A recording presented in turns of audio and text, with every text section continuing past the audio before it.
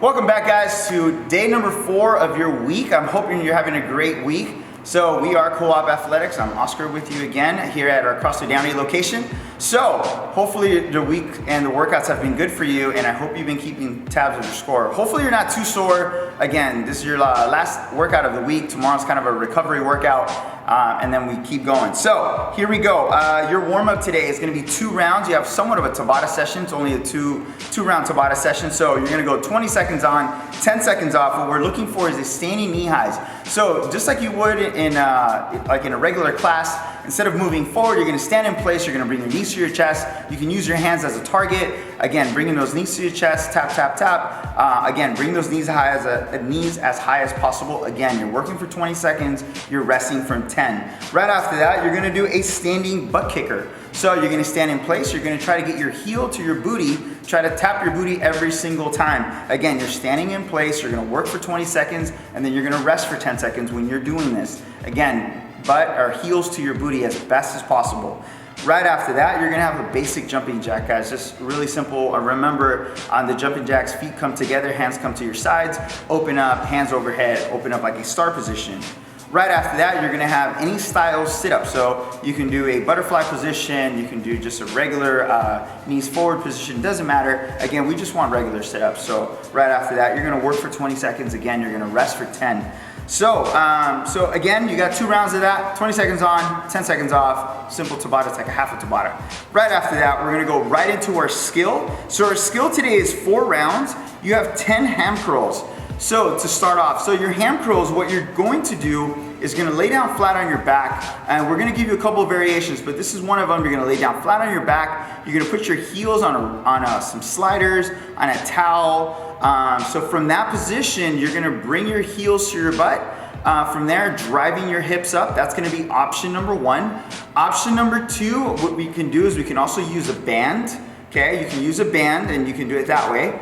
And then option number 3 is you can lay down on a bench or whatnot. From that position, you can bring your heels to your booty, or you can hold on to a plate and bring those heels to your butt. So there's a couple of different options when you do this, but again, what we're trying to do is hit that hamstring. We hit the quads yesterday pretty hard, so today we wanna make sure we hit those hamstrings. So again, ham curls, you got 10 reps of that. Any style, again, we got a couple options.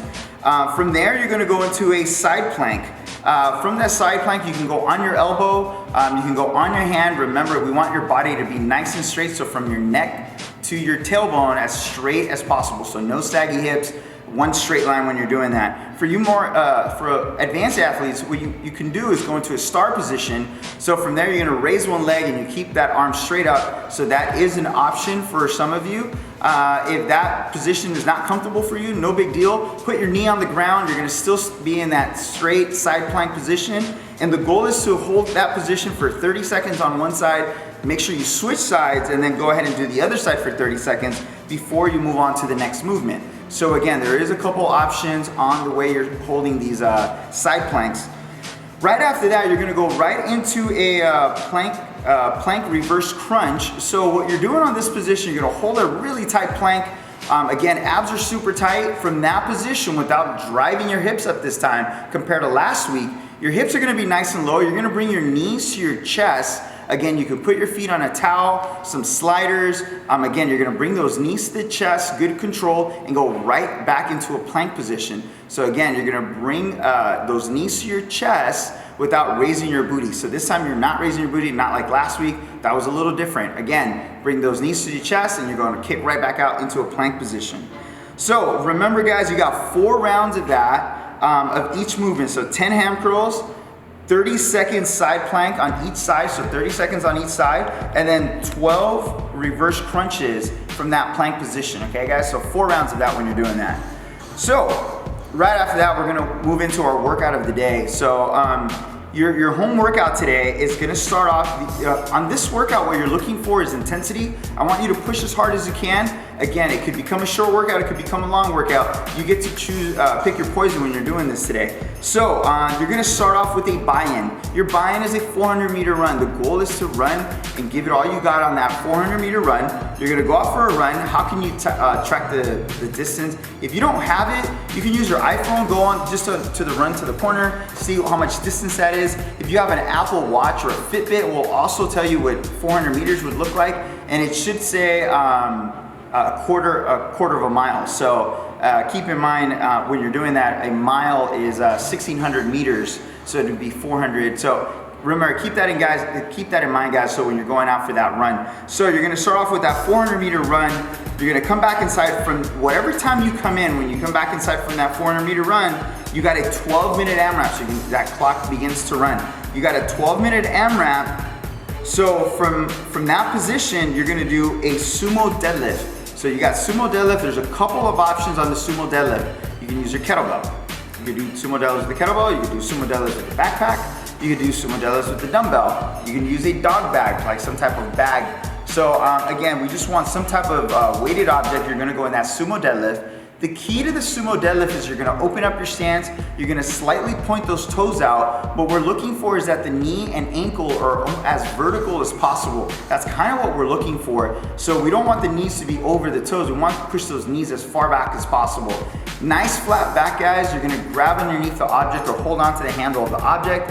You're gonna drive those heels into the ground. When you get to the top, when that object goes above the knees, you're gonna squeeze your glutes and bring your hips forward and go ahead and stand all the way up. So again, you're pushing those heels into the ground. You're gonna go ahead and stand right back up. So squeezing the glutes at the top. Remember, we're not rounding that low back. We wanna keep that low back nice and straight. Upper back, if it slightly rounds a little bit, it's not a big deal, but again, we wanna keep that low back nice and tight when we're doing that, okay? So remember, when you descend, when you go back down, emphasize on driving the hips back first, and then let gravity pull the weight down, okay? So remember, hips go back first, go right below the knee, then slightly bend your knees, go ahead and touch the ground from that movement. Okay, so that is the Sumo Deadlift. So you're gonna have 21 of those, and you're gonna move in right into the handstand push-up.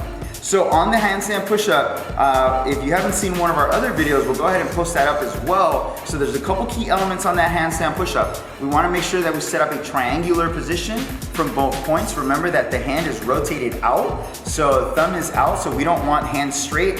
Remember that we're rotating out, we're setting up a triangular position. We're stacking the wrist underneath the elbow when you are doing that movement. Again, revert back to one of our other videos for the detail on that. But again, keep in mind on those handstand push-ups. So right after that, you're gonna have 5 handstand push-ups. So you had 21 Sumo Deadlifts, 5 handstand push-ups. If you cannot do a handstand push-up, you're gonna go into an object Z-press. So you can use a dumbbell. Again, you can use that backpack, you can use a kettlebell, you can use some type of object. And remember that on the Z-press, you are sitting down on the ground, you're gonna drive the hips forward, keep the chest up. Again, you're not rounding that low back. So you're gonna drive the hips forward, you're gonna flex those quads, straighten out those legs, stay as upright as possible, and then from there, you're gonna press up just a basic Z-press when you are doing that. So really focus on the movement, especially when you're doing those Z-press or the handstand push-up. So again, if you're doing Z-presses, you're gonna do 5, you're gonna move right through these workouts. So 21 Sumo Deadlifts, 5 handstand push-ups, 15 Sumo Deadlifts, and then 4 handstand push-ups, 9 Sumo Deadlifts, 3 handstand push-ups, 15 Sumo Deadlifts, so you go back up, 2 handstand push-ups, 21 Sumo Deadlifts, 1 handstand push-up. So the Sumo Deadlift is a pyramid, so it's 21, 15, 9, 15, 21. So you're gonna go, it's a pyramid on the Sumo Deadlift. The handstand push-up is a descending, so 5, 4, 3, 2, 1 when you are doing the handstand push-ups. Right after that, after you do a 12-minute AMRAP, so we're keeping track of reps today. You're keeping track of reps. Your run is also considered 1 rep. So you're keeping track of your reps. Right after that, you're gonna go back out for another run. When you come back inside, we wanna know your rounds and reps, reps and your time. That's what we're looking for. So reps and time. So that would be your score. So remember, post up your score, guys, share with your friends. That way we know how we're doing on the time and how long these workouts are taking. And also indicate the weight that you use on the Sumo Deadlift. Remember, there's multiple objects you can use out there. If you have a backpack, you can really fill it up to a comfortable weight or a weight that is challenging. Right after that, we're gonna go into our mobility. We have standing shoulder cars today. We have 12 reps. Again, we gotta just loosen up those shoulders a little bit. We have 10 cat-cow. Remember that on the cat-cow position, you're driving the chest forward, you're gonna arch that back as much as you can. Really, really focus on holding those positions for a second. Get a good stretch when you do that. And the last one, you're gonna hold a pigeon stretch for 1 minute on each side, guys. Again, focus on the positions, on that mobility part. Please don't skip it. Really try to knock that out. It's extremely helpful, especially if you're like sitting around at home, not doing a lot of movement. So really focus on that, guys. Thank you for joining us. Thanks for watching. Again, if you haven't shared with your friends, these are all workouts you can do at home with all your friends. So maybe we can set up some video chat or whatnot. But again, thank you so much. Thanks for watching. See you in the next one.